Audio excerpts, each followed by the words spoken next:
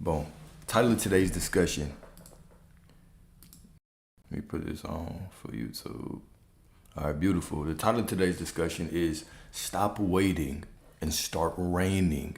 The truth about manifesting a specific person. I was going to do this yesterday, but I decided let's do it today. Okay, this one might be a little bit triggering because the focal point of this is how to manifest a specific person. Yes, but we're also going to talk about it in a much more direct way.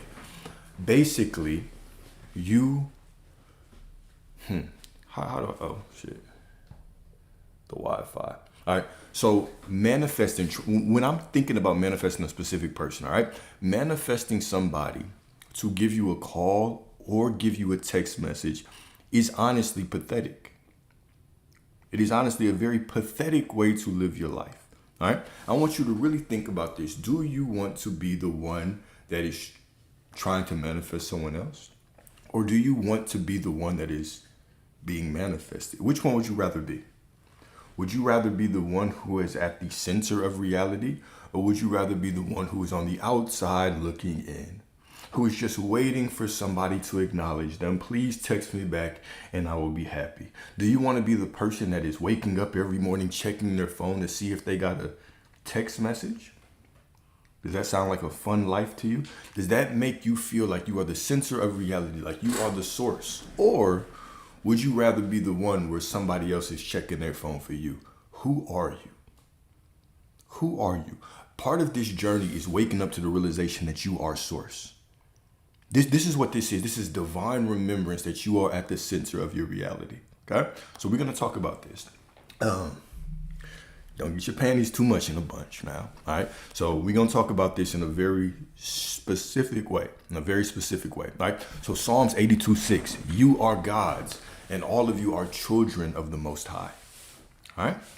And yet, how do you live? Like a sovereign king walking through eternity, or like a beggar refreshing your phone and praying for a phone call? That is not love. It is starvation, desperation, and absolute lack. Every time you hinge your joy on another's reply, you bow at the altar of lack and crown another human as your God. This is what you are doing. All right? Now, don't get me wrong. You can absolutely manifest whoever you want. You can choose whatever version of whatever person that you want. However, who are you being in that process? Who are you being? Does your happiness depend on this person showing up? Calling you, texting you, right? Like if the bill collector calls you, it's fine. If your mom calls you, no big deal. If your homeboy calls you, just another normal day. But if they call you, all of a sudden your heart is racing. Your day is made. You have done it, right? They're your God. If you are in that mindset, you have made somebody else your savior. All right, so let's get into this even further. All right, manifesting someone to text you back is pathetic. All right, so this is a discussion about one thing: who sits at the center of your reality. If your life is arranged around the ping of a message, you are viewing yourself as tiny. If you are rearranging your hours, your mood, your value, your dignity to bend towards someone who won't show up, you are playing the role of receiver instead of creator. This bullshit must stop now. Waiting for a text back is not romance, right? It's not romantic. I'm sure that none of you had that listed on your bingo card. When they said, create the reality of your dreams, create the relationship of your dreams. None of you had, well, I wake up in the morning and I just wait for a text message from somebody so I can feel good. That was never the reality that you imagined. Why is it now? This is meant to push you into the center of your reality, into the knowing that you are source, you are all that there is. But so many times we are good in every other area, but when it comes to one area, whether it's money, whether it's the specific person, all of a sudden we forget who we are. We are God in every other area of our life but this. All right. So this is a calling of you back to your divine power. All right. So waiting for a text back is not romance. It is submission to the world dressed as hope. You are not a waiting room for other people's affection, Okay? You are not an RSVP. You are the house that holds love. You are the wellspring of love. Love flows to you, through you, as you. You are the Alpha and the Omega, the beginning and the end. You are all that there is when it comes to love. So why do you play the game so small with this person? Okay? You are not the person who stands on the curb hoping someone will notice the porch light, right? You are the wellspring. So ask yourself, all right? Ask yourself, is that really all that you are worth? Okay? Is it really all that you are worth? If the answer is yes, then you have given your power away. All right, so I'm going to start with a letter. It's a love letter, right? You know I love to write y'all love letters. So this is a letter to you, all right? Read it as a letter to yourself from a divine version of yourself, reminding you of your power. All right? Sit down for this one. Sit down for this message. All right? Y'all can hold hands, get triggered. Understand that in the contrast is the expansion. And the contrast is the expansion. Right? This is where we grow. When we feel uncomfortable, that's where the growth is. All right? Here's a letter to yourself. All right? Stop embarrassing yourself. Stop refreshing your phone like a starving animal waiting for crumbs. Stop letting your worth be tied to the vibration of someone else's attention. Is that all you are worth? A reply? A blue bubble? A line of text? If so, then you've already handed over your crown. You are the center of this reality. You are not the orbiting planet. You are the sun. Every time you chase, plead, or wait, you deny your divinity. Every time you sit hoping for their validation, you betray yourself. Are you the prize? Are you the source? Are you the one who bends reality around your presence? Or do you want to be the desperate echo in someone else's story? You can manifest anyone, yes. But the real question is, are you manifesting from lack or from love? As source or as victim? Okay? I refuse to live as the receiver of crumbs. I refuse to shrink into the shadow of another's indifference. I will not be pathetic enough to call a text message, a phone call, or any half-assed effort my salvation. I am the sender. I am the source. I am the pulse. I am the one who sets the frequency. If they come to me, to my throne, to my table, and to my abundance. If they don't, my kingdom stands regardless. I will not kneel to absence, and I will not beg for presence. From this moment on, I am the prize. I am the center. I am the whole damn reality. Do you hear that? Okay? So there are two possible positions, right? Let's go a little bit further. Two possible positions. Number one is the sender, and number two is the receiver. All right, I want you to see which one you are, okay? There are only two radical stances in manifestation. Number one is the sender of reality. You set the signal, right? You decide who you are. You are the source. You broadcast. You live as though your inner word is the engine of the world, because it is.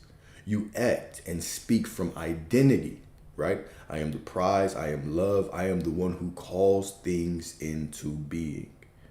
I am the one who calls things into being. And the second one is what? You are the receiver of someone else's reality. All right? You're either the sender or the receiver. What is the receiver? You orbit. You wait. You wake up in the morning and you send them affirmations like they are your God. You can't wait to find a new affirmation, to try it out to them. Hopefully they'll like this one. Do you understand how insane that sounds? Hopefully they'll respond to this one. You went from hoping that from a God in the sky to now hoping that from your specific person. This is the definition of pitiful. Before you go to sleep every night, you got to visualize for them. They have become your God. Think about this. Think about this, all right? So the receiver of someone else's reality, you orbit, you wait, you calibrate your mood to their frequency. You walk around on eggshells for them. You hope for scraps of attention to validate your worth. Which one are you? All right, so center or orbit, the sender or the receiver. So Rumi wrote, do not get lost in your pain. Know that one day your pain will become your cure. Here we go. But many of us get lost in the illusion that someone else is the cure. We orbit them, waiting for scraps while forgetting that we are the source itself. Do you want to be the specific person someone else is manifesting? The magnet, the prize, the reality maker? Or do you want to be the weak one, clawing at the door, whispering, please notice me. Please let this affirmation work. Please let this visualization work. The question itself is a mirror. It's meant to be triggered. In the trigger lies the opportunity for growth. It tells you, right? So this question, it tells you whether you have placed yourself at the center of creation or in the shadows of another's attention. All right. So who are you? Which one are you? This is a core choice. It does not just shape your relationship with this specific person. It shapes all of your relationships. Your concept of self shapes all your relationships. Every single one of them. Every single one of them. All right. Now, reminder, I say all of this with love because you deserve the reality that you desire. I say all of this with love, with absolute love. Okay. You can have whoever you desire, but we got to pull your ass out of that lack mindset. I want you to really think about that. Sitting around all day saying, I am the source of reality on one hand, and then saying, but I'm waiting for a text message on the other hand. Who are you being? Who are you really being? Honestly, be honest with yourself. Who are you being? Think about this, all right? If the text was from your homeboy, no big deal. Your homegirl, no big deal. Your mom, as much as you love her, no big deal. But this one person, all of a sudden, you are skipping down the halls. Think about that. No response for them. All of a sudden, you are, maybe I'm not affirming right. Maybe I need to visual. Do you understand how insane this is? Do you see this? Do you see this? Can you wake up to the fact that you are the center of reality? That when they come back to you, think about it. Y'all not together anymore, right? When they walk back, what is your expectation? Let's say they show up today. What is your expectation? That all of a sudden you just drop your life and jump into their arms? Let's say something else went wrong. Would you expect an apology? Would you expect an apology? Would you just take them simply? Or do you have to see for yourself? Let me see how you actually show up. Let me see who you are. Or whatever they give you is going to be fine with you. Who are you? Really ask yourself these questions. Who are you? Are you God? Are you? Are you acting that way? The thing that I constantly tell y'all, right? And this is always this has been my mentality for a while, is may the best woman win. This really should be your mentality. Whether you a goddess, may the best man win. When you dwell on this single person, there's infinite versions of them, but I want you to really think about this. If you lost your memory about them, if you woke up tomorrow with amnesia, there would be nobody to you. They wouldn't be special anymore. You wouldn't love them anymore. There would be nobody. You might be attracted to them physically. Sure, cool, whatever. But you're attracted to a lot of people physically. There's a lot of physically attractive people out there. What makes you think that the beauty you perceive in this one person, which is just the beauty that you are, your ability to see love in them is just your ability to see love point blank, period. What makes you think that somebody else can't be just as special or even more? Before you knew about them, you were fine. And then you saw them and they mirrored something that was within you, because that person out there doesn't even exist. They're not even real. They're just a fragment of you. That's all. They're just a fragment of you, reflecting your consciousness back at you. That's it. That is absolutely it, right? You could find that beauty in anyone. When people talk about them Anunnakis and them, are they also God? I mean, whoever you want to give your power to is fine, right? But you don't have to walk around worshiping any other beings, right? This goes directly to what we're saying about the specific person, or whether you think it's gods in the sky out there that control your reality and have power over you. You are a sovereign being. You are source in this reality. We sit here and we give our power to everybody, to a specific person, to the Anunnaki, to all these things out there. You are God. You are the source. It's you. It is you. We have been so infiltrated up here that even when people come and try to present us knowledge about these extraterrestrial beings, they will present them as if they are better than you, as if somehow they can control your reality more than you can. Think about that. You have all these spiritual people that come here, and then what do? They give you this knowledge, this information, and then they say, but no, if I tell you this, people are going to try to bring me down. And that becomes their reality because they just begin speaking on it. You can have hella information, but if you don't have the self-awareness to understand that your words create reality, then what the hell are you doing? Why would I ever sit around and preach about how other people have power over me? Why would I ever do that? What is the benefit of that? If my words create reality, this is not a selective statement. It's not that my beliefs and who I'm being creates my reality only here, but when it comes to these other beings out there, there's nobody out there. Is no space. Even if there is, none of that impacts you unless you accept it. Nobody can harm you. Nobody can imprison you. Nobody can do shit to you until you accept it.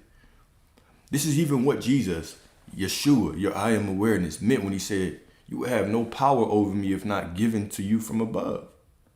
If I do not give you power, you have no power. I don't care what you do or what you look like or what you say. You have no power. The world preaches all this separation just to get us focused on the wrong thing. We would think this race is stronger. This race is more spiritually in tune. This race is God. No. It's the aliens that are God. It's these people that are God. I want y'all to really think about this.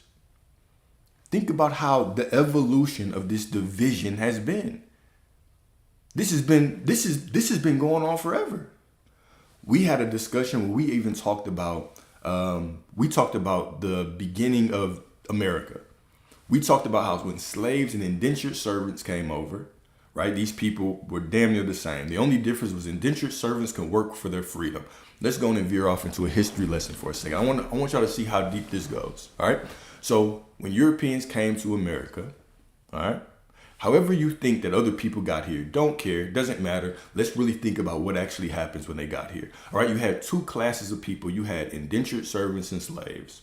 What is the difference? Where slaves were slaves, typically got them from wars or trades or whatever. Indentured servants were people in debt that could work for their freedom. Now, what actually happened when we got here is they began to commingle. They began to have sex, have kids. They became very difficult to tell apart. Very difficult to control. So now, okay, cool. All these people look the same. We have to separate them. We have to make a class of them. Because if it's all of them versus the few of us, we have problems. Do you hear what I'm saying? Because people will always ask this question. If there were more slaves than the slave owners, then why didn't they just rebel? Let's really talk about that, okay? So now you have one class. You have the slaves and the indentured servants marrying, mingling, doing all this stuff. Now, what actually happens is now we have to implement a system. If you are a Negro or dark skinned, you are a slave. Anybody else, indentured servants. What is the job of an indentured servant? Well, the job of them was to go catch the runaway slaves, to beat the shit out of them, to put the fear of God in them.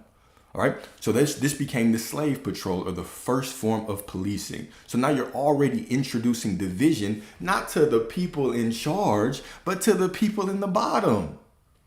Letting them think that it's them against them. If you think about this, okay, now even when slavery was over, Okay, now we have all of these things that were put in place. If you fast forward even to the war on drugs, right? The war on drugs wasn't just against one class.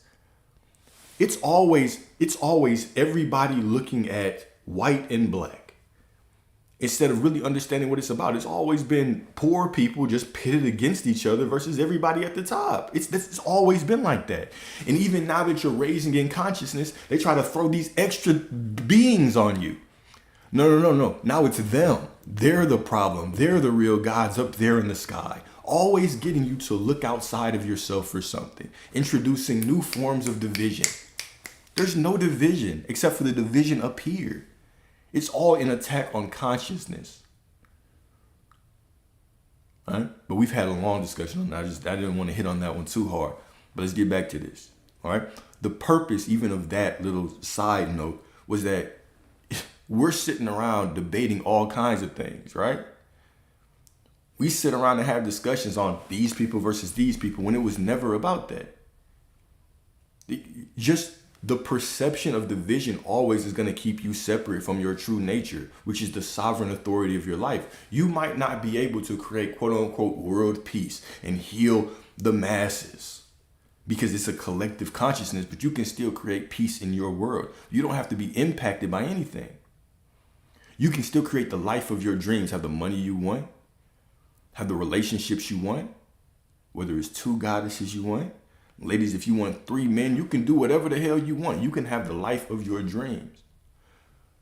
But you have to bring your focus and your consciousness back to the only thing that matters in this reality, which is you. You are the only reality. You are reality. And the more that we think that everything else is here to suppress us, people are going to come from the sky and they're going to probe you. Where is this fear from? All of these fears are just stories you've heard. That's it. I'm not here to debate the truth or the false, right? Because I was down that path. I was way down that shit thinking, oh my God, what is going on? All these things out here and the wars and the Galactic Federation. Okay. What is the benefit of all that in your life? Especially if it's just sowing seeds of fear and seeds of separation. And now I'm looking at myself and looking at other races and I'm like, these are the rank of the races. Who's to say that you've been this race in every single one of your realities, in every single one of your incarnations, right? This illusion that we are the body. You are not the body. You are not inside of your body. Your body is inside of you. You're not inside this world. This world is within you. You are not inside time. Time is inside your divine ass. You are the divinest of asses. Okay? So let's get back into this, all right? So getting back to the specific person, I'm about to abruptly turn back to this, all right? So let's talk about this. The difference between manifesting from lack versus manifesting from source, right? If you just got here, sit down, all right? Get triggered a little bit and allow the triggering to allow you to grow. All right. So there is a clean and brutal difference here in manifesting from lack versus manifesting from source. All right. So manifesting from lack says what? If they don't return, then I'm nothing. It sounds like waiting for text all night, trying to wake up. I've been listening to my sleep tapes all night. Surely they'll text me by the morning. It sounds like stalking, wondering, refreshing. Gotta refresh the messages. Maybe they'll show up. Oh, it's been 3 hours since they responded. It sounds like bargaining with your divinity and with your dignity. Okay? It is pathetic. It's absolutely pathetic. Now, manifesting from source says what? I am already whole. What I call in is a complement to my divinity. It does not complete my divinity. Here's another little illusion the world will tell you, right? Men need women and women need men. Do we? I mean, it's nice. It's nice. You know what I'm saying? If women just disappear, you know what I'm saying? Your life might not be as fun, for sure, right? For sure. But do you need someone to complete you? Do you need someone to complete you? Hell no, you don't need somebody to complete you. Absolutely not. You don't need somebody to complete you. They're a complement to your wholeness. They act as this divine mirror, right? That helps show you parts of you that you can still expand on, right? But you are still a whole sovereign divine being without them. All right. Now, you may choose to call someone back into your life, but you do it from fullness and not famine. All right. So Luke 12:32. Luke 12:32. Creation is finished. It is your Father's good pleasure to give you the kingdom. Thank you. Thank you. I appreciate that. All right. So why do you beg?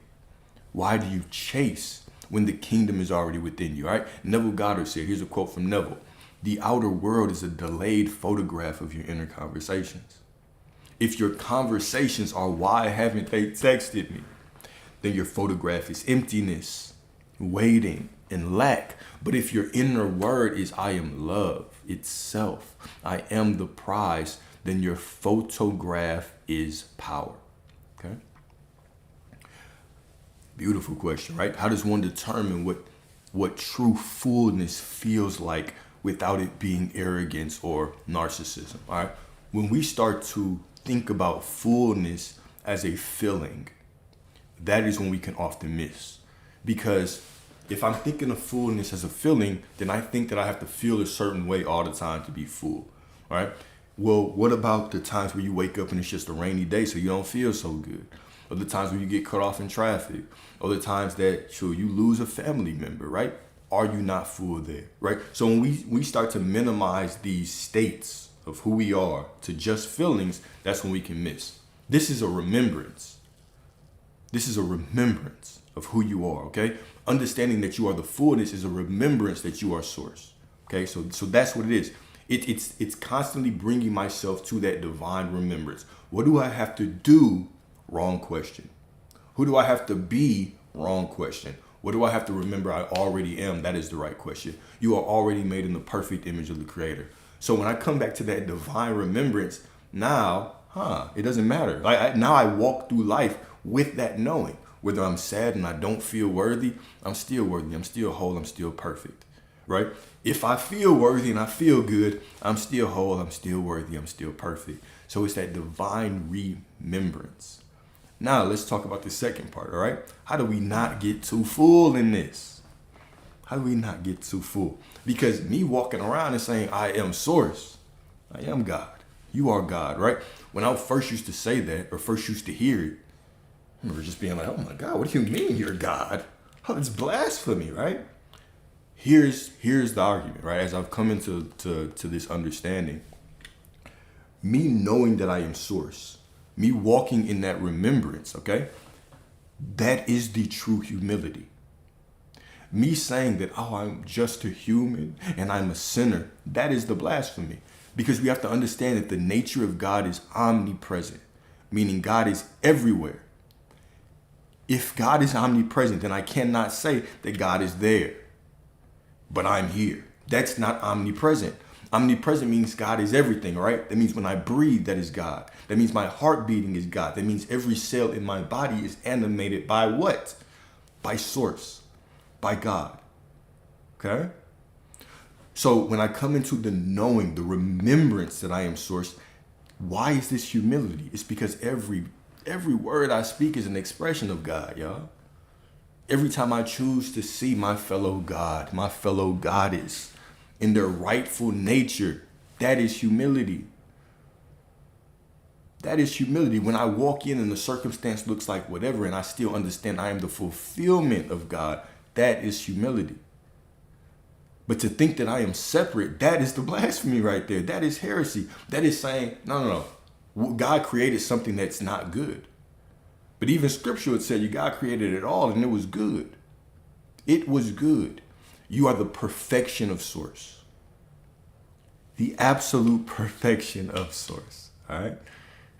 The divine eight, Leslie.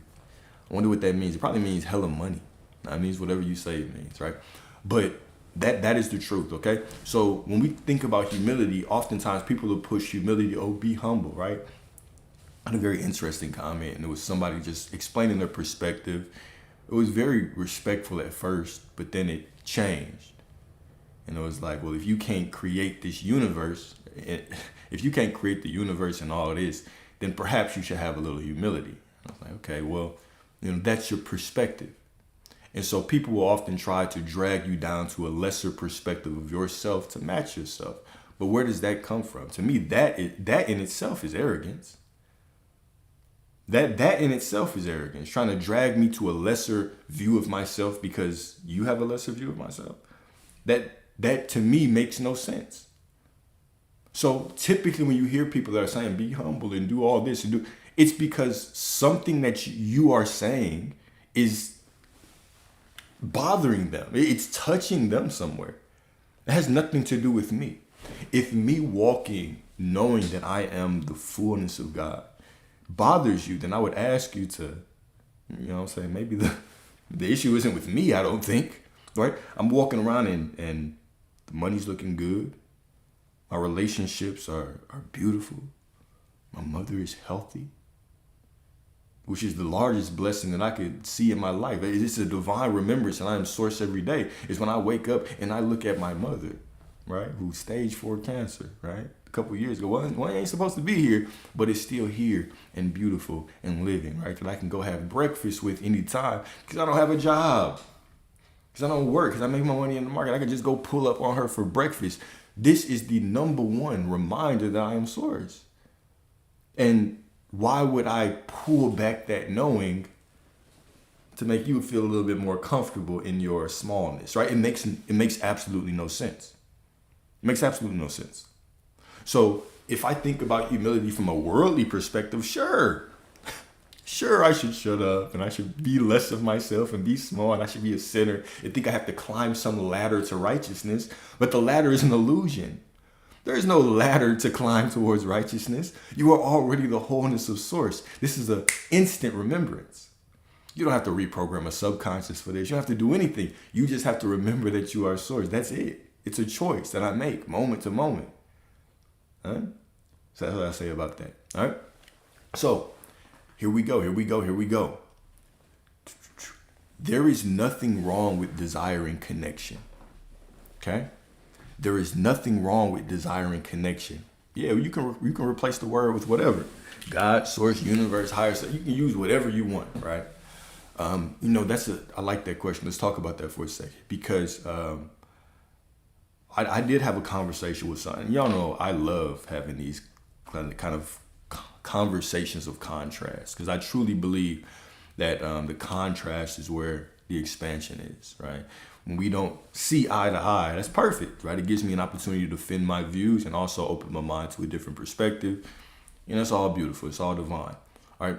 So interestingly, the conversation was, people that manifest, they make it about themselves and they're not praying to God, but they're praying to the universe and to their higher self and to they're focusing on themselves.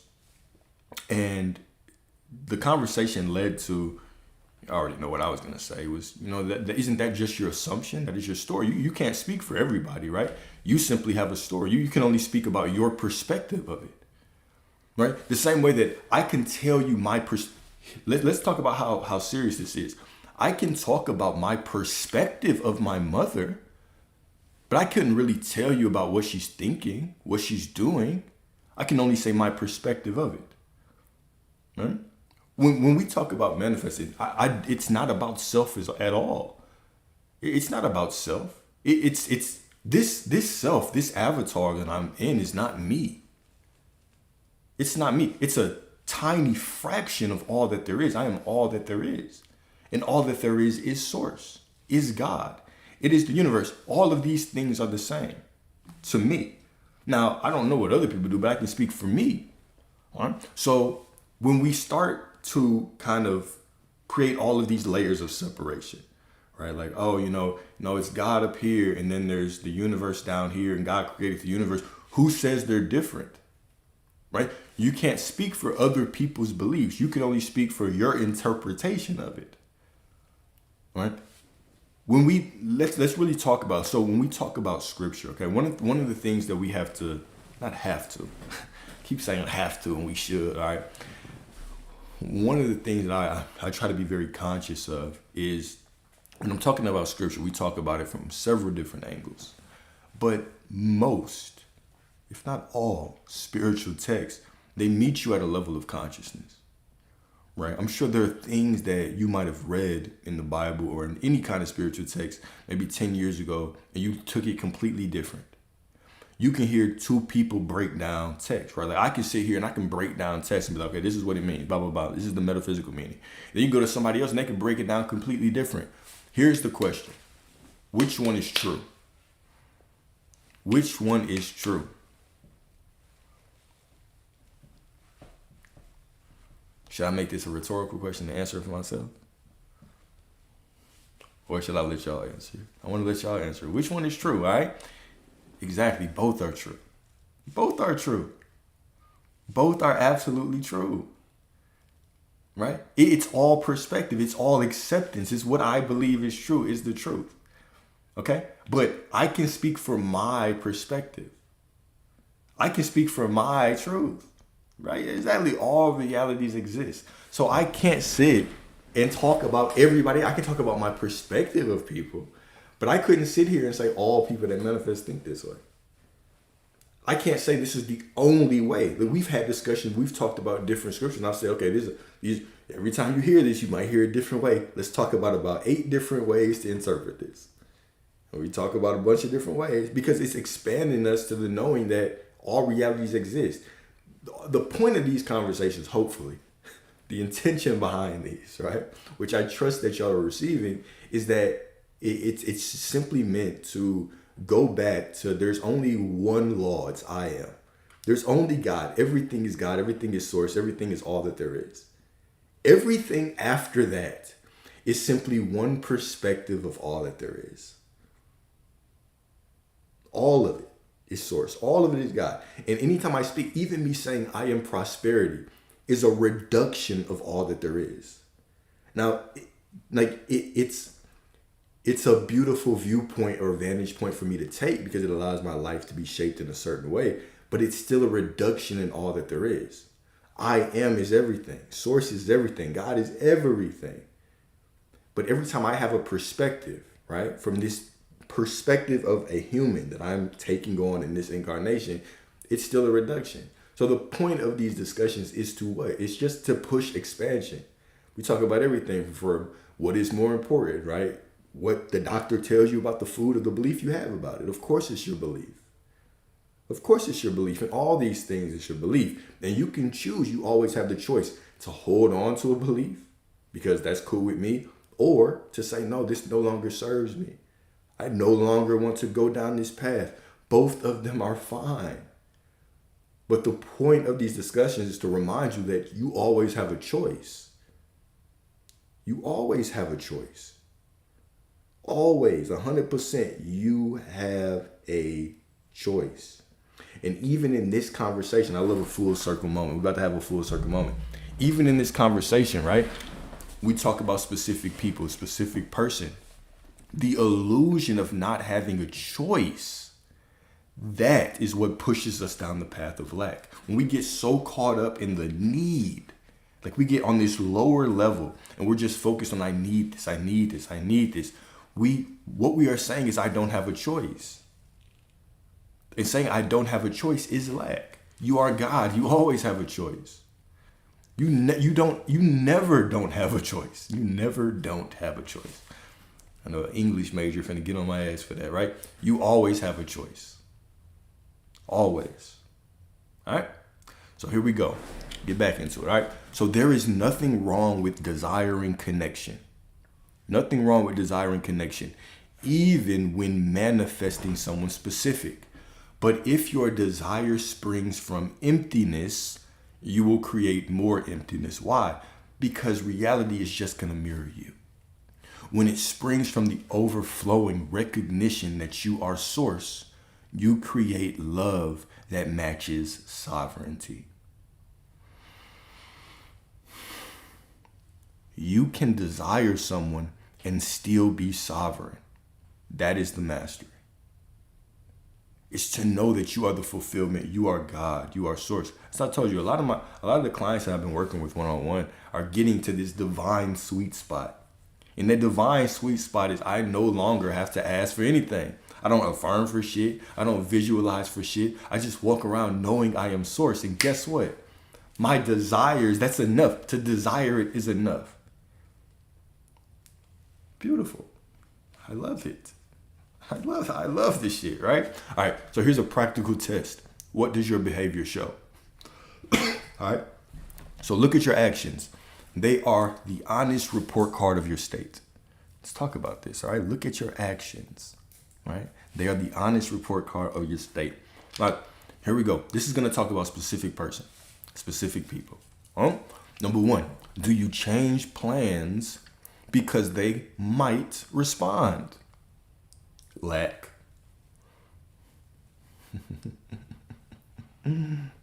Lack. All right.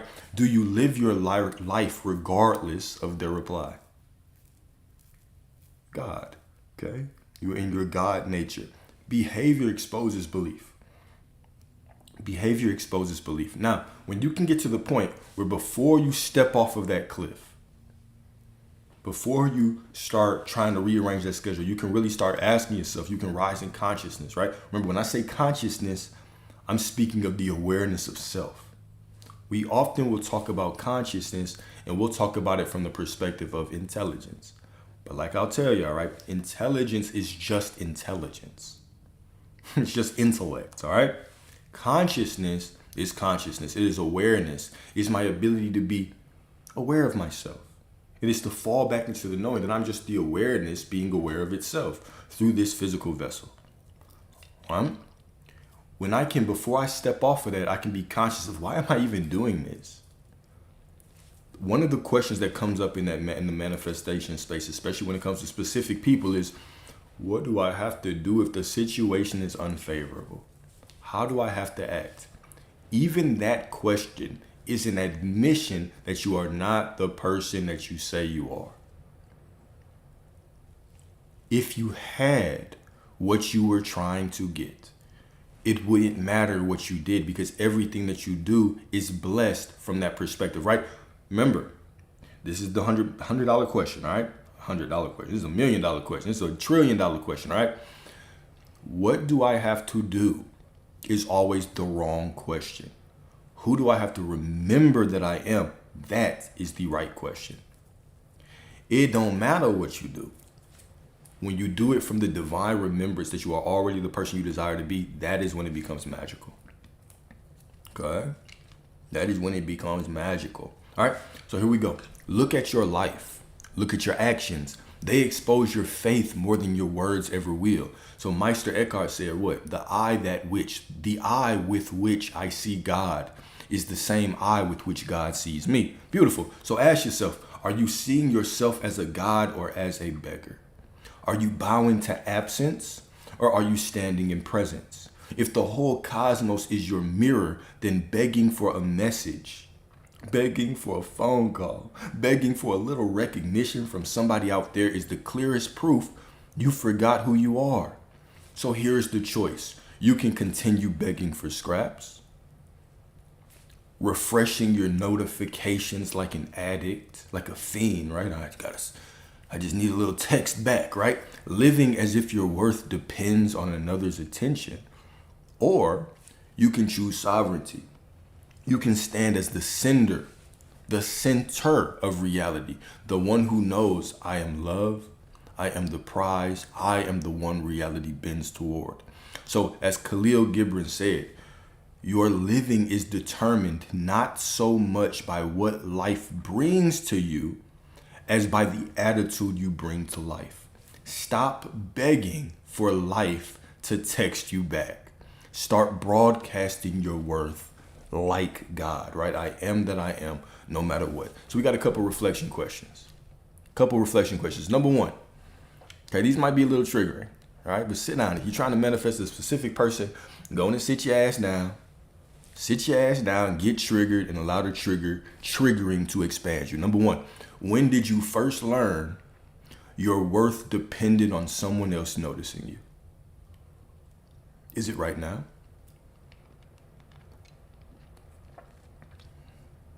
Is it right now?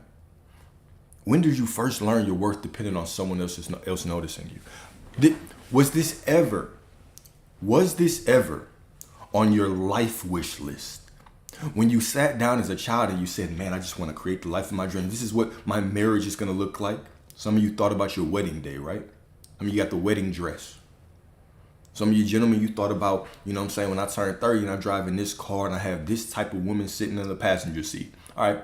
Was waking up in the morning and checking your text to see if somebody finally texts you because you've been trying to manifest them, was that ever on your wish list of things to do?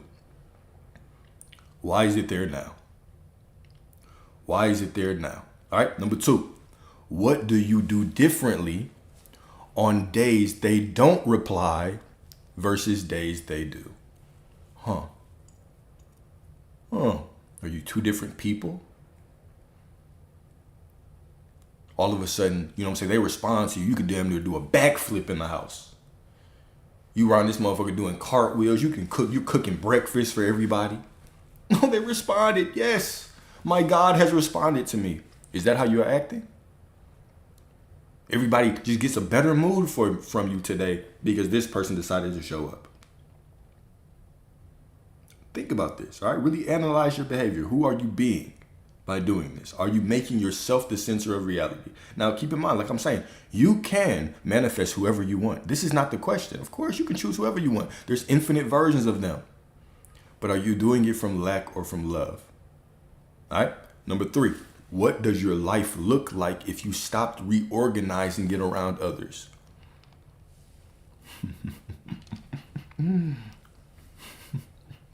What does your life look like if you stopped reorganizing it around others? If you actually just sat back and said, you know what? No more half-ass shit. You know what I'm saying? I'm not accepting half-ass love. You know, wanting a text back, a phone call back, wanting this person to just wander back in my life, that's the fucking bare minimum. They should be the one begging for me. When are you going to make it about you? They should be the one. You know what? I shouldn't be clicking on these thumbnails. Manifest your SP in 3 hours. They should be the one clicking on those thumbnails. When are you going to make that shift in your mind? When are you going to truly become the center of reality, right? This is the $1 million question. Would you rather be the one being manifested, or would you rather be the one manifesting someone else? Which one? Who would you rather be? How do you see yourself? It's meant to be triggering. All right, if it triggers you, that's good. That means something, all right? Grow from it. We are all in this journey together. I say all of this out of love. All of this out of love, all right? Number 4, are you manifesting someone to complete you? Or are you calling someone to celebrate the already complete you? Are you manifesting someone to complete you? Or are you calling someone to celebrate the already complete you? Are you barely surviving the quote unquote 3D? Oh, the 3D is just showing me all kinds of things. But I'm staying true to my manifestations. And every morning I wake up looking at new affirmations, hoping that my specific person will respond to them. You send them affirmations like they're God, right? This is what I was saying earlier, right? We used to sit around and pray, make different prayers. Hopefully God hears this prayer. Hopefully this kind of prayer works with God, treating God like Santa Claus. And now you treat your SP the same way. Hopefully this affirmation works for them. Hopefully they like this one. Maybe they'll respond to this one. Maybe I'll get a text back today. You see this? Do you see where I'm going with this, right? Do you see how insane this is? And now you can do this and a month passes. You just lost a month. 3 months pass. 6 months pass. Alex, I've been trying to manifest this person for 8 months, but nothing's happening. Well, have you made it about you? Do you look at yourself like you are the one that should be worshiped? Or are you worshiping them with your actions? Which one are you doing? Are you the center of reality? Damn, 5 years is wild. Are you the center of reality, right? Or are they the center of your reality? How? Who? Which one are you? All right, next. How do you feel physically right? If you're the type of person waiting for a text, waiting for a response back in the DMs, how do you feel physically when you refresh your messages? How do you feel physically? All right? What would your body feel like if you reclaimed that energy?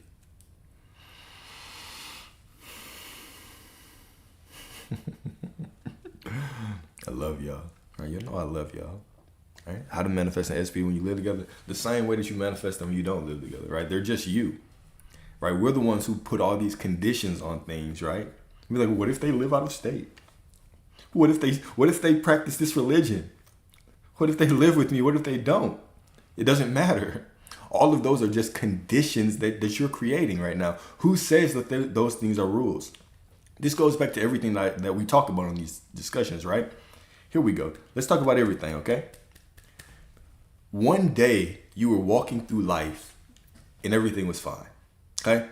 And then you scrolled on Instagram or TikTok or YouTube and somebody said, if you get in the right alignment or vibration, you'll get what you want. And you said, oh, vibration, alignment?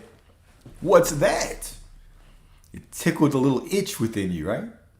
You started going down the rabbit hole. What is alignment? What is a frequency? What is vibration? You saw a big chart. It had numbers and colors. You said, oh my God, I need to get on that high vibration of wealth, of abundance, of love. You started walking around. And then one moment you felt bad and you said, I'm not in alignment anymore. You've just been making shit up. You don't know how to measure your alignment. You don't know how. You're not even supposed to know what alignment and frequency and vibration are. You are the vibration of God. You are the manifestation of God. You are the identity of God. God is pure spirit. God is pure spirit. How you know what my bank account look like? Laugh out loud, LOL. How you know what my bank account look like? All right. So all of a sudden people will tell you, right? You're in this vibration. You're in this alignment, right? If you feel like this. And you just started making shit up. You don't have a thermometer that is measuring your vibration. You are just telling the story. It is all a story, right? It's all a story. You being out of alignment. You are God. You are God. And you are so much God that right now you can say, I'm not in alignment, and that becomes your reality. That's all it is. Why are you telling that story? Why are you going down that path? Huh? Why are you saying I am not in alignment? You are always in alignment. Okay? You're always in alignment. All right. Next question, okay? Who are you trying to prove yourself to? And why do you want their approval more than your own? Question mark. Okay? Question mark. Who are you trying to prove yourself to? Who are you trying to prove yourself to? Who?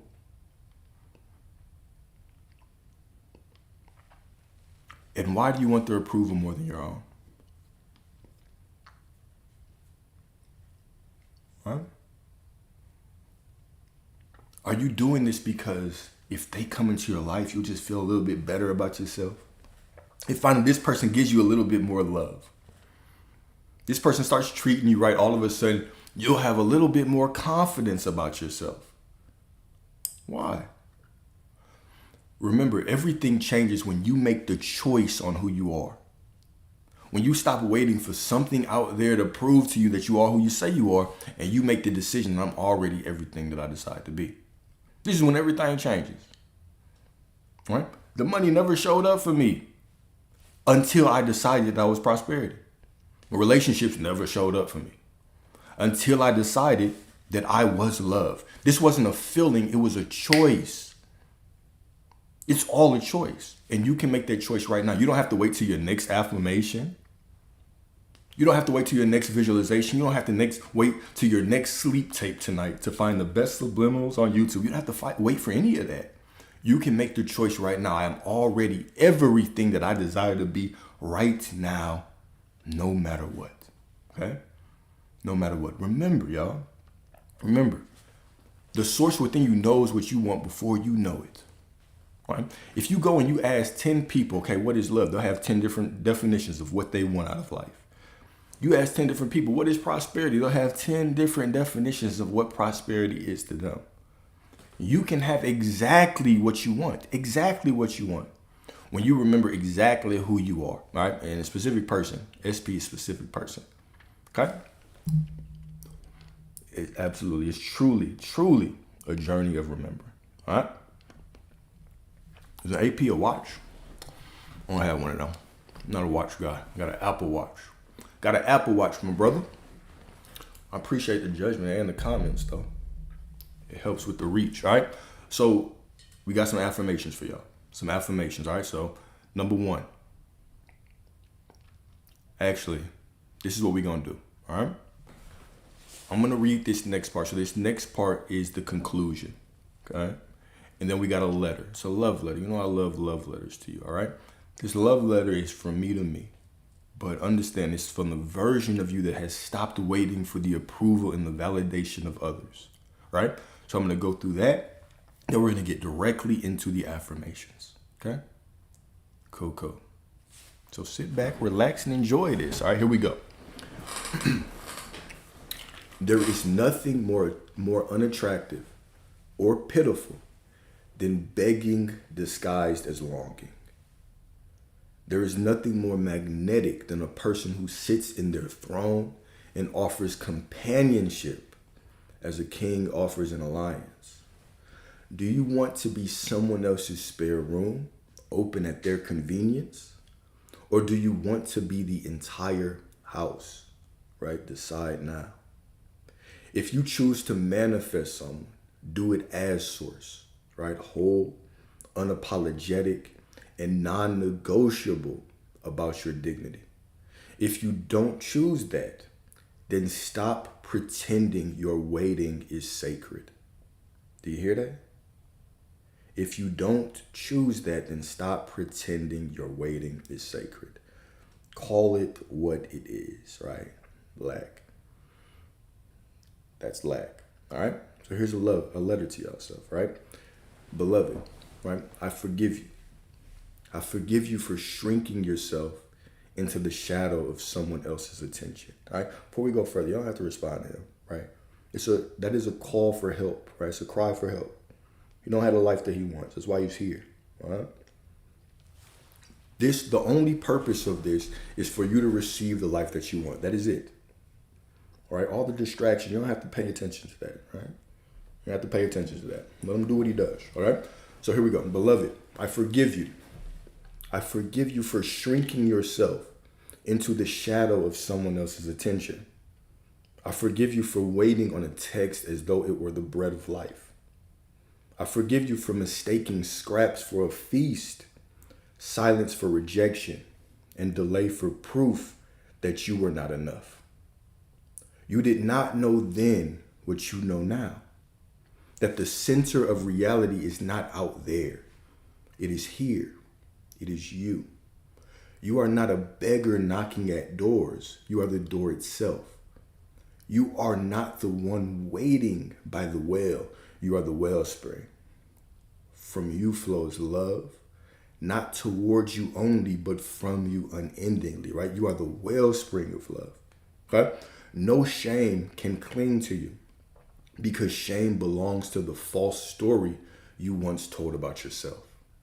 That story is done, released, buried. The only truth is this: you are the well of living water, the cup that never runs dry, the temple where love is born and reborn. Beloved, lift your head. You are the prize, the song itself. Whoever enters your life does not complete you. They meet you in your wholeness. Whoever walks away does not diminish you. They simply cannot contain your overflow. Forgive yourself for forgetting and rise now in remembrance. You are the flame. You are the throne. You are the pulse of love itself, right? I am that I am, no matter what, right? So we got 5 affirmations for you. Remember, in these affirmations, you're not becoming anything, okay? This is a divine remembrance of who you have always been. This is a remembrance of who you are, okay? Number 1, I am the wellspring of love. I do not wait to be filled, I overflow. Beautiful. Okay? Beautiful, beautiful, beautiful. Number 2, I am the prize, the throne, the flame that draws all things in my orbits. Okay? You are the source, right? It's not that things are flowing to you from out there.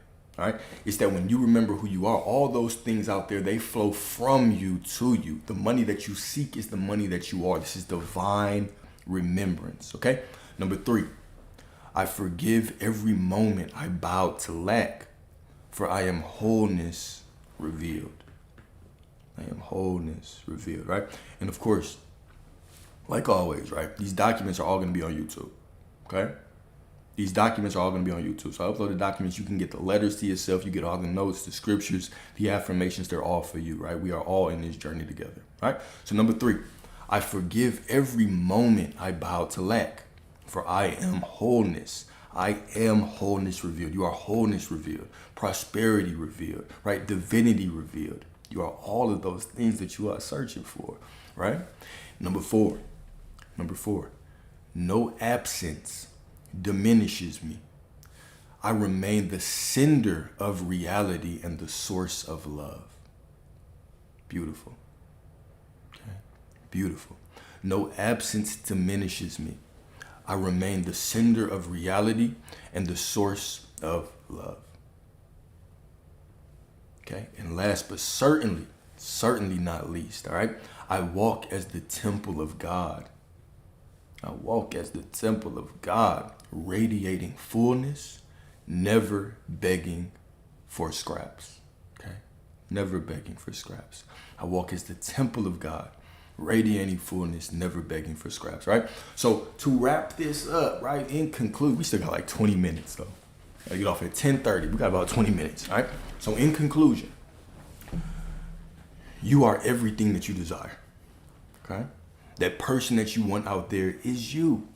They're just a fragment of you reflecting your consciousness back at you. And when you take your need for validation off of that external world and you put it back on yourself and remember that you are the source, remember that you are God, remember that you are everything that you seek, now the world can reflect that to you, right? It is identity first, okay? Identity first, circumstances second. Right? So when you stand in the identity of source, right? When you stand in that identity, now everything outside of you begins to bend to match it. But when you are reacting to the external circumstances, you're walking through life and you see something, you say, I must not be doing it right. I must not be affirming right or visualizing right. I need a new sleep tape.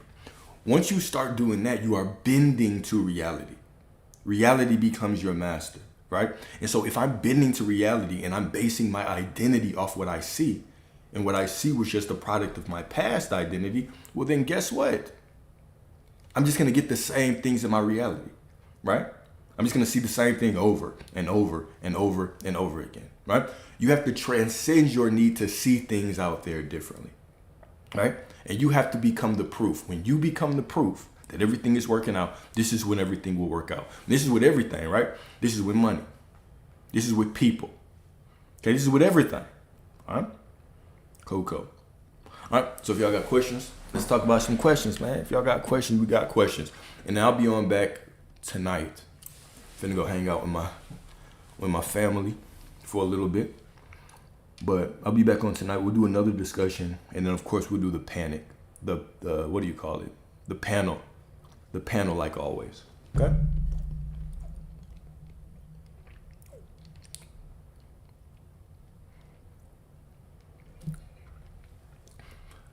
What up? Yo, good morning. Morning. I guess just like, I just want a question, or like just like a reflection type thing. Like, I have a question. But, so I guess since we're on like the topic of specific person, I want to know like, I'm trying to like make it not situation specific. Okay. Okay, well, I have two different questions. The first question is, like, let's say, you have, like, a specific person in mind, and you kind of can, like, it's not like a no-contact situation. How is it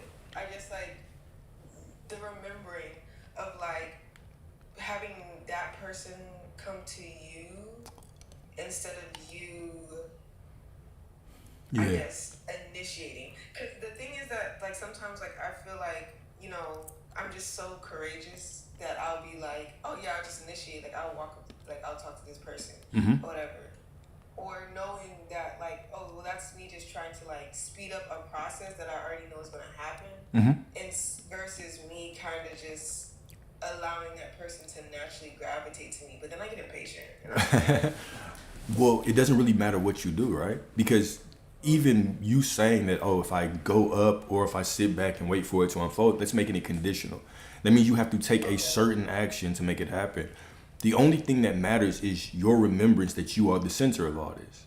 That's it, right. right? So how do you make it from being about them to about you, right? You make the choice that That's you, what I'm asking. pretty beautiful, right? You make the choice that you are the center, right?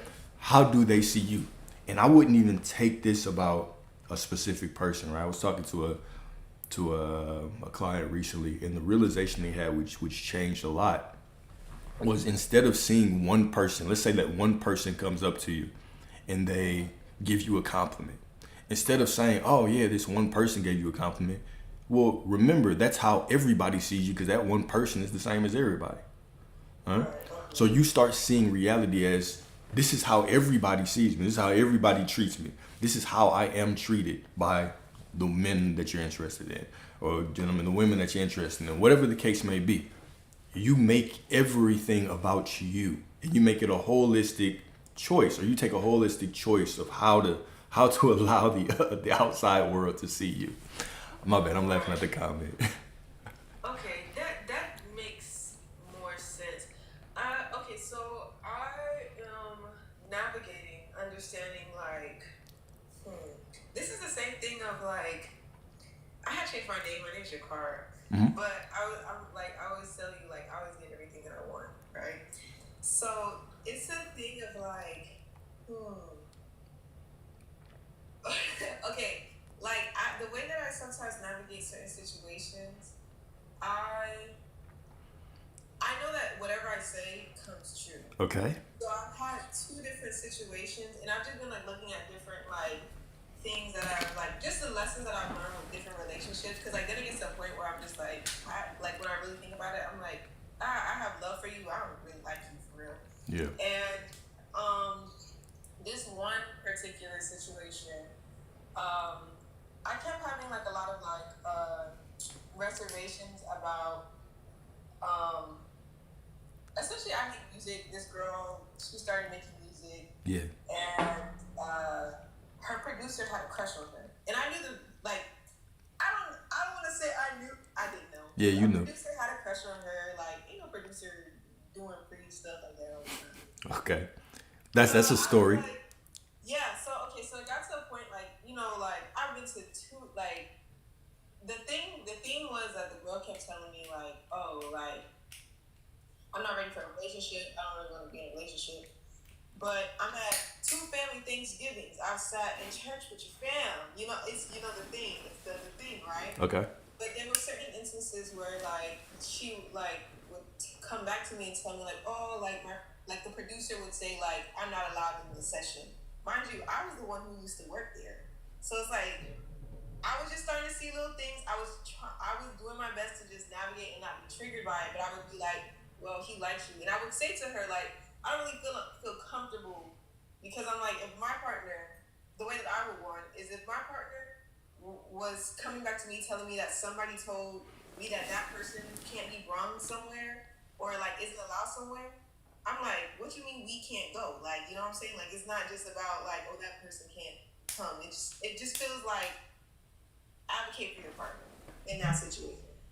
And I started to, like, notice certain things, and then it got to the point where, like, now me and her kind of, it just turned into this big blow up thing, because it just kept doing the flirting thing, and I'm like, okay, maybe I'm just paying too much attention to it. Like, maybe I'm just paying too much attention to the flirting, and I do realize that I allowed that to make me it made me focus on more of what I didn't want from the situation, Okay. than what I did want from the situation. And honestly, the way that the situation unfolded was exactly what I said was going to happen, but it's everything that I didn't want. Yeah, but let's stop right there. So really think about what you're saying. You were the one that was calling the shots to it all, right? You had the choice several times to change the story, to change how you chose to view the situation, but you didn't. You kept going down that same path. It But even all when I tried to, like, when I would try to be like, okay, like, you're telling me one thing, I'm seeing another thing, but I'm going to believe something that I want to believe. Which But it starts to feel, I think what it is for me is like sometimes it starts to feel like, I'm being pushed out of, something because it's a conflicting reality. Like, it feels like that. Because, like, yeah. it's like I have this vision, this life for, like, how I want to live and stuff like that, and what I would want my partner to be. So it's like, it's almost like the 3D is trying to show me, like, this is not your person. Okay. Look. So this still goes back to the same point, is that it's identity first and circumstance second. You are the one that's sitting there and looking at reality and saying, you are telling the story that no. Reality is telling me that I shouldn't have something. When really all you are doing is you are conforming to reality. Because you are conforming to reality, you are getting that reality back. You have to, right? You have to decide what you want, and you have to stick with that no matter what you see out there. It's still all you. You're just letting everything outside of you change your story. I see. Okay, that makes sense. Does it? Okay, so it's phase 2. Okay. Now we not cool. Okay. I did the whole crash out thing, cause then I come to find out now she's talking to this guy or whatever. And when I said something to her, she was like, "You act like it was this mastermind plan that I was going to talk to him all along." And she was like, "He's like whatever." And I was like, "So why are you talking to him now? Like why now?" Because you've been the one telling the story. That's all. You have been staying consistent in your story, and reality has showed up and showed you that, hey, look, you're powerful. That's the only thing that you're telling me right now. Yeah. This whole story that's happening is just you, but you can instantly change this story right now. You can make the Okay, hold on, wait. So what I want to change the story to, because I don't. That's the whole thing. Was like I realized I have love for that person, but I don't really like that person. Like whatever. Okay. What I was really mad about. Let me get to the nitty gritty. What I was really mad about was all the other baddies that I put aside. I feel you. I feel you. And I was like, but I know that those baddies are still waiting for me to, act right. They're just waiting. So I'm essentially trying to. Well, essentially what it is that I like, regardless of who the person is, I guess when I was saying like the whole thing about remembering the feeling of like, okay, I don't really have to go out to these people. They do attract to me, but it's like when they're in my field, it's maintaining the thing that I seem to be, I guess. Well, but think about it like this, okay? You can make the declaration of who you are, and then you can make the declaration that I am this person, no matter if my mind thinks otherwise, no matter if I feel a certain type of way, no matter if circumstances show me different things. So even now, you're telling stories, but then you're saying things like, oh, my doubt, or oh, this other thought that I'm having is pulling me off of my story. They can only pull you off of the story if you're saying they do. You simply need to remind yourself of who you are. Remember, Romans 11:29 is for the gifts and the callings of God are irrevocable. Your desire, right? When you make the choice of what you want, when you stand firm in that knowing, it's irrevocable. It's already done. So it doesn't matter if your mind veers off. The ego is always going to do that. It's going to look for the familiar path. It's going to start trying to translate reality. That's fine. But you can come back to the truth of who you are. Right? You can come back and say, no. That was just the ego. That was an old version of me. The same way if you watch a movie, you don't identify with everything that you see. You'll say, oh, no. That was just a movie. That's not really my life. Right? You have the desire. It's done. If you desire it, then that is God's promise to you, and you can rest in that fact. That's all it comes down to. Everything else is just the middle. It's just the unfolding. Don't judge the unfolding or judge your feelings or your thoughts along the unfolding as something that is taking you off the path. The path is irrevocable. I like that. Mm-hmm. That sound like that. That made me remember something because like what's meant for me is I'm happy. Exactly. And how do you define what's meant for I you? know myself. I like a little spice to the story. So Exactly. these are just little pieces in the plot. So that does make sense. Exactly. Exactly, right? What's meant for you is what's meant for you, right? And you know it's meant for you because you have the desire for it. Okay, I have one more question with the. Okay, so this is where I see the whole thing of the ego because like I'm very like I'm more proactive than reactive sometimes. I want to be more proactive than reactive. I feel like I'm still in the sometimes thing. But essentially, like the thing of like, okay, being within self and knowing I am this like version of myself. It's the thing of like when I was saying like I get a little impatient with the proactiveness or just letting things come to me, or should I see that all as like me being proactive if I'm standing still? It doesn't matter what you do. You can be proactive. You can stand still. You can take a nap. You can go do work. You can do whatever. You just have to do it from the remembrance that you are already sourced. Whatever you do is perfect. Like you're judging the actions instead of remembering who you are. Okay. Quit judging the actions. Yeah. A lot. Right. And you can bless things as perfect before you move forward. You can wake up in the morning and say, "Hey, look, it's all working out. Every step that I take is absolutely perfect." Now you can do that. You don't have to be like you don't have to get to the crossroads and then be like, "Oh shit, I don't know if I'm doing the right thing." Right? That just adds stress in your life. Because like they'll say like, oh, if you want to be a millionaire, you gotta wake up at 5 in the morning, da da da da da. Like like certain things like that. So it's like I'm thinking like, okay, well, if I'm this version, what would those actions be if I truly was that version? So that's why sometimes I kind of be judging my actions a bit. Because I'm just like, I will really just do what I want. But then I'm just like, am I just like... Okay. Well, hold up. Bless all your actions as perfect. And then if you want to measure your actions, measure them and say, okay, what was my state of being in it? It didn't matter because it does matter. So what was my state of being in it? And now and even that is purposeful. You can say, all right, I had to do that because it just led me to the reminder of who I am. That's it. So it's all perfect anyway. It's all unfolding for you. Even my negative emotions are an opportunity for me to give grace to myself, to give intimacy to myself, and to remember who I am in the midst of whatever I'm going through. Everything becomes proof. Not seeing what I want is proof. Not seeing anything is proof. Seeing what I want is proof. Is all proof. Every emotion, every thought is proof that everything is working out for me. Okay. Mm-hmm. Absolutely. Absolutely. I got you. Stephon, what's up? Hello. How you doing today? I'm good. I am new here, Mm-hmm. and I saw one of your posts on TikTok, and I've been listening to you, and a lot of the things that you're saying, I really resonate with it, and I feel like I'm getting there. I get it. But my question today is like, how do you shut out the noise when you're remembering and trying to stay grounded within yourself?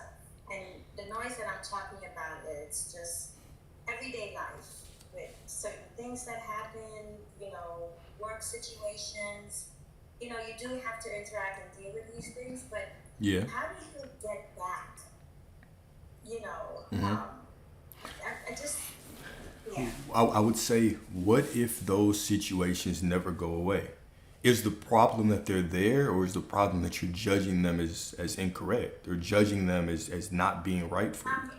I'm judging them as, well, I don't want to use the word judge. I want to use the word like my perception of certain situations. I feel like if it's towards me, you know, I feel If like if it's my actions or my demeanor is maybe coming off too strong, and that the reflection of that is somehow I'm perceiving it to be in a negative way.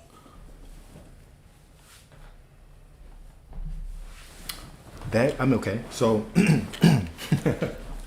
that is judging. I was trying to think of a softer word. Right? Okay, that is judging. So Okay. it's not necessarily that any problem is wrong. I mean, or anything that you see in your reality is wrong or off or incorrect. It's just how you choose to see it. You always have a choice. You have a choice to look at that situation and say, okay, it's all working out for me. It's perfect. It's unfolding.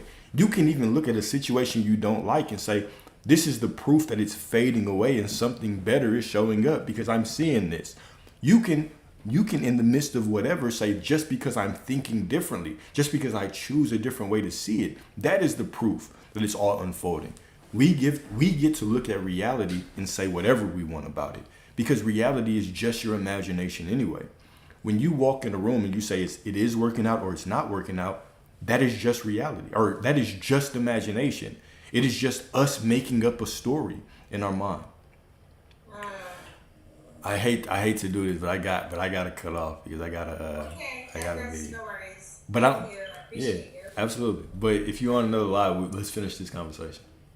Okay, Cool. great. All right. Thank you. Thank you. I appreciate y'all, man. I'm finna jump off. Love y'all and talk to y'all again this evening. All right, peace. Okay.